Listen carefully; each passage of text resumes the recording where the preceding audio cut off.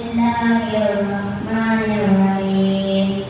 Qul huwallahu ahad, Allahus samad, lam yalid wa lam yulad wa lam yakul lahu kufuwan ahad.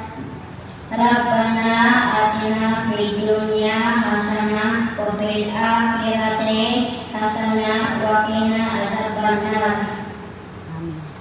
Makiusap kita sa pag-angkop sa ngalan sa Mahal, sa Anak, sa Espiritu